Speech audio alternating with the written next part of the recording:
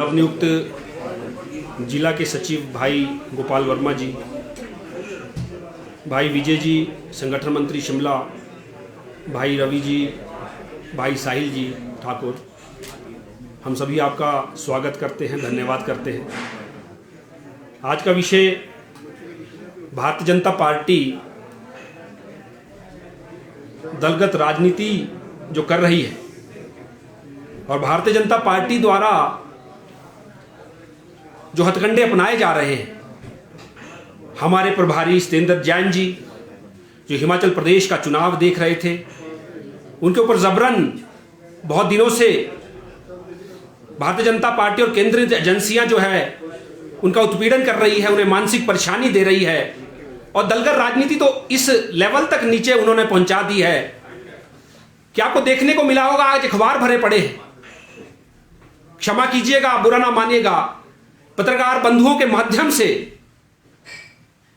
एक जो उन्होंने आज दर्शाया है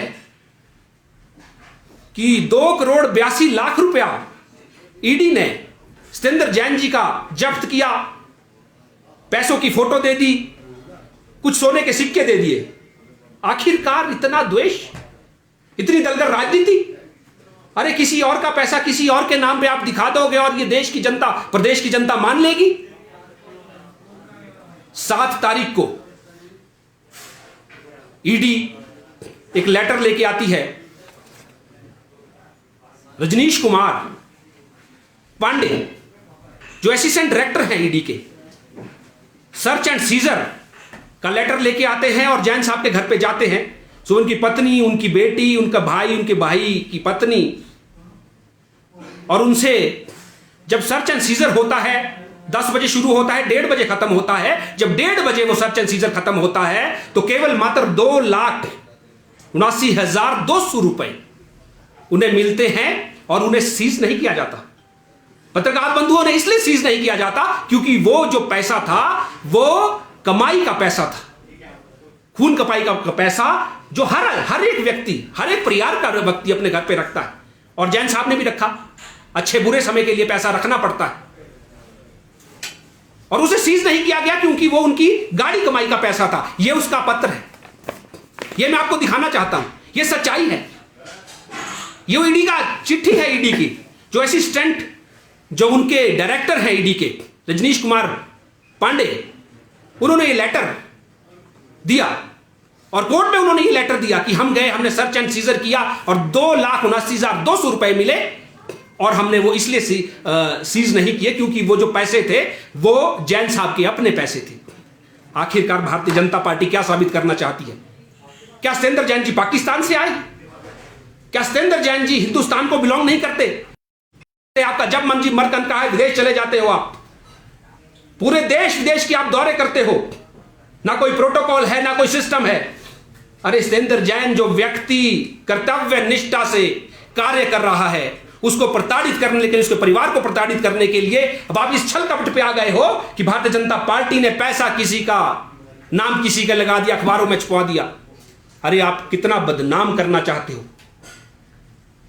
उस व्यक्ति को, आप इतना बदनाम करना चाहते हो, उसके परिवार को आप जो प्रताड़ना दे रहे हो उसकी सीमा आपको पता नहीं है। आखिरकार सत्येंद्र जैन जी ईमानदार व्यक्ति हैं, देशभक्त व्यक्ति हैं, काम कर रहे हैं। अगर कोई काम करेगा उसको यह सिला देना चाहिए। मैंने आपके समक्ष चिट्ठी को साझा किया जो भारतीय जनता पार्टी धड़ और सर अलग अलग कर दे। अभी आपके ध्यान में आया होगा उनकी कार्य समिति में धड़ किसी का, सर किसी का। अपने पार्टी के नेताओं को जो पार्टी नहीं छोड़ रही है, हमारे व्यक्ति के पीछे पड़ी है जो ईमानदार, कर्तव्य निष्ठा के साथ, लगन के साथ मेहनत कर रहा है। आगे ये जो द्वेष की भावना है, दलगत राजनीति जो आप कर रहे हो, ये हिंदुस्तान की जनता देख रही है। हिंदुस्तान की जनता, देश की जनता आपको माफ नहीं करने वाली है।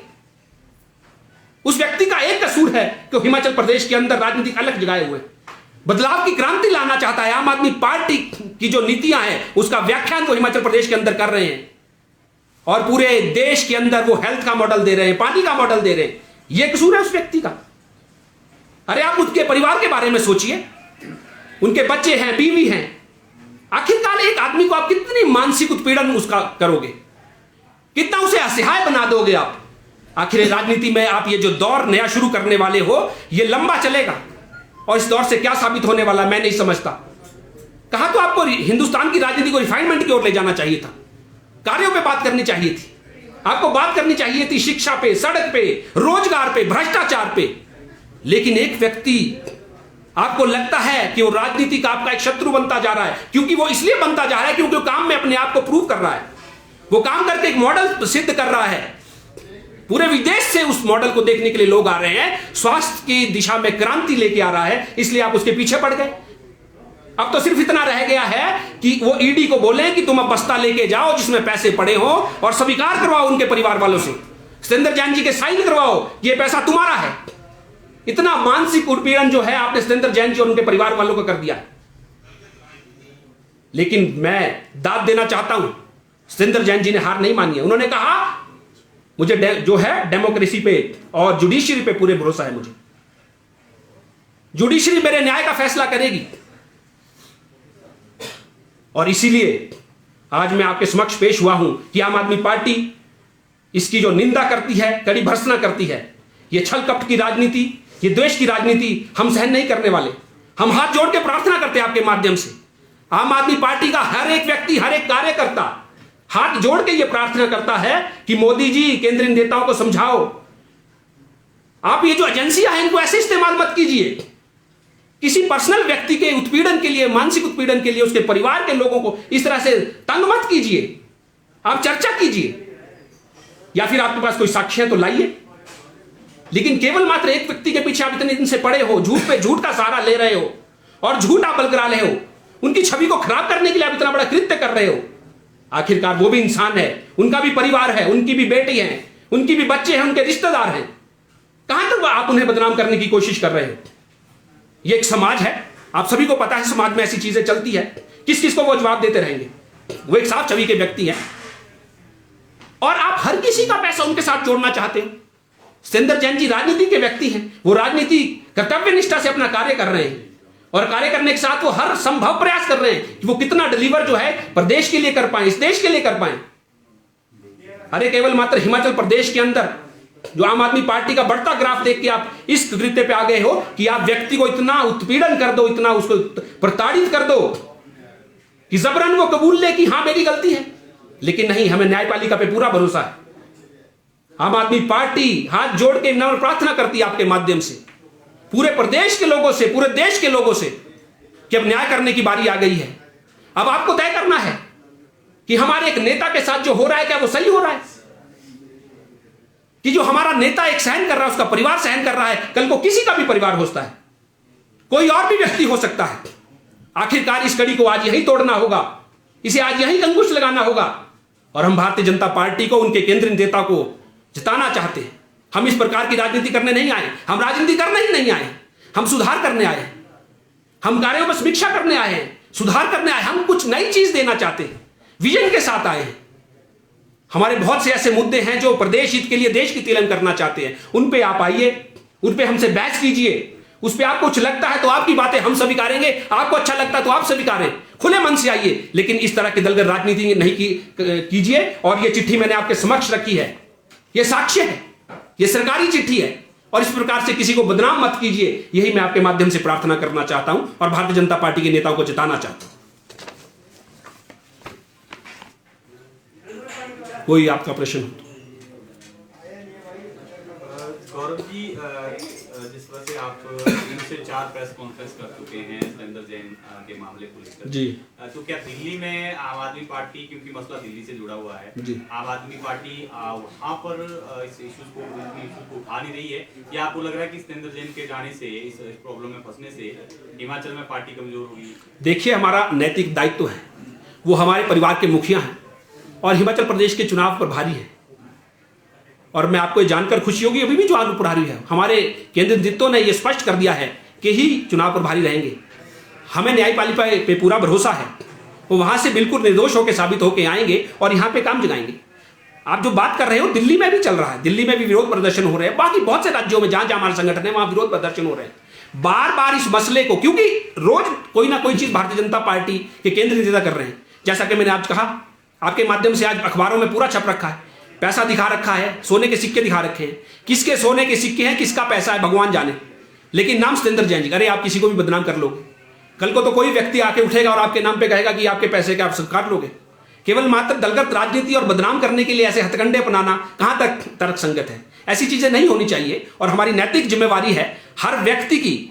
हिमाचल प्रदेश के अंदर जिस प्रकार से वो घूम रहे थे, संवाद कर रहे थे, लोगों के साथ इंटरेक्शन कर रहे थे, कहीं ना कहीं ये बहुत बड़ा कारण है उनके पीछे एजेंसियों को लगाना भारतीय जनता पार्टी द्वारा, और ये गलत है।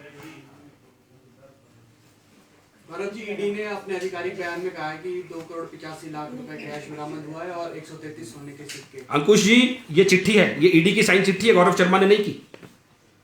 आप वो चिट्ठी को बताइए, I will explain also that. जो आधिकारिक बयान नहीं, कोई बयान नहीं है, ये है भारतीय जनता पार्टी का बयान है। और ईडी का कोई अधिकारी भारतीय जनता पार्टी का नेता बनकर अगर कोई बयान दे दे तो उसके लिए हम जवाबदेह नहीं है। लेकिन this is the letter. ED अपने ऑफिशियल अकाउंट से डाल रही है और उसमें सिर्फ उन्होंने इतना लिखा है कि सत्येंद्र जैन है। उन्होंने कहा है कि देखिए, जो आसपास के लोग हैं उनसे भी मिले हैं। एग्जैक्टली जो वो पैसा दर्शा रहे हैं वो किसी और लोगों का पैसा है। सत्येंद्र जैन जी का नाम नहीं लेना चाहिए। सत्येंद्र जैन जी के घर से जो पैसा मिला है, दिस इज दिस 2,79,200 रुपीज।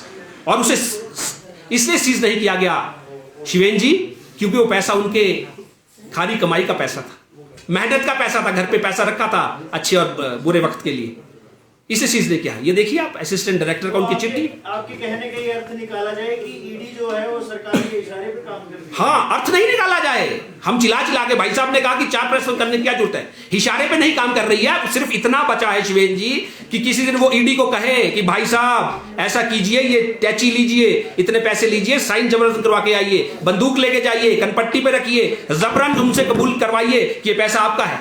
अरे आप कितना प्रताड़ित करोगे आम आदमी को, उनके रिश्तेदार हैं, उनके घर परिवार है। आखिर किसी के साथ भी घट सकता है। मैं आपके माध्यम से 20 में न्याय की गुहार लगाऊंगा। एक आप 14 स्तंभ है कॉन्स्टिट्यूशन का, आपको भी इसमें ध्यान देना चाहिए कि आज एक है, कल दूसरा होगा, कल तीसरा होगा। आखिरकार कोई व्यक्ति अगर काम कर रहा है, कर्तव्य निष्ठा से काम कर रहा है, कोई क्रांति लाना चाहता है, उसमें संवाद होना चाहिए, उसमें कंपटीशन होना चाहिए, दलगत राजनीति नहीं होनी चाहिए। धन्यवाद, धन्यवाद।